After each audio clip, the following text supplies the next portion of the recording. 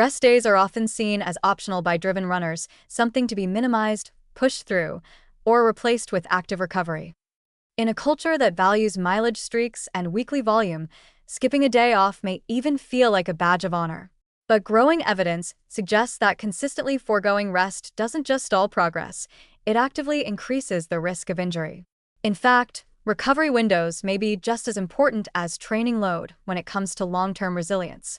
Without strategic downtime, the body's ability to repair, adapt, and grow stronger begins to break down, setting the stage for fatigue, breakdown, and sudden injury. Each run places microstress on muscles, bones, tendons, and joints. That stress is not the enemy, it's what stimulates adaptation. But the body doesn't grow stronger during the workout itself. It's during recovery, particularly in the 24 to 72 hours after a hard session, that tissues rebuild, inflammation resolves, and strength gains are locked in.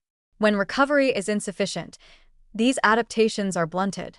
Instead of progressing, the body accumulates unresolved fatigue and microdamage.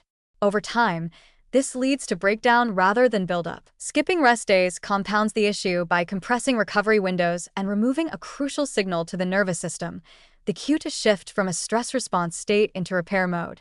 Without this shift, hormonal imbalances can develop, particularly elevated cortisol and suppressed testosterone or growth hormone levels, which further impair tissue repair. Even a strong athlete can reach a tipping point where small aches become chronic pain and minor imbalances turn into compensatory injuries. What makes this more dangerous is that the damage is often silent until it's too late. A runner might feel slightly sluggish but still hit their target pace. They might dismiss stiffness as normal soreness.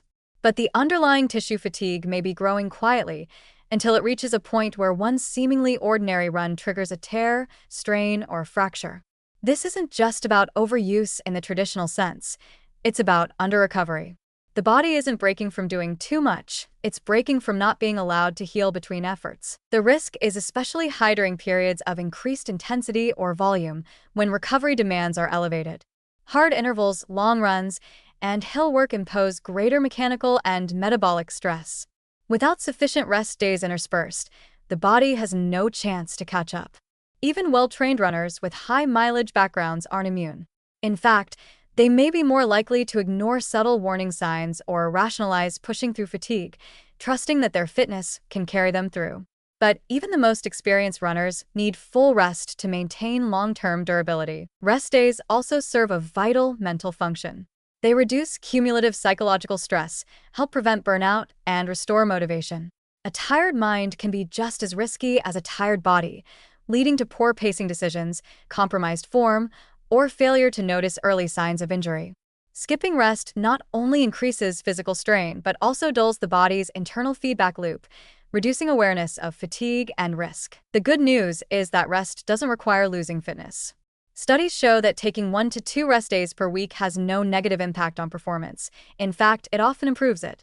Strategic rest supports better recovery, stronger adaptations, and more consistent training over time. It's not a concession or a setback, it's a vital part of the process. Ultimately, injury prevention isn't just about what you do during your runs, it's about what you allow your body to do between them. Respecting recovery is a sign of discipline, not weakness.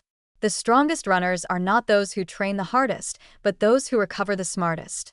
Rest isn't the absence of progress, it's what makes progress possible.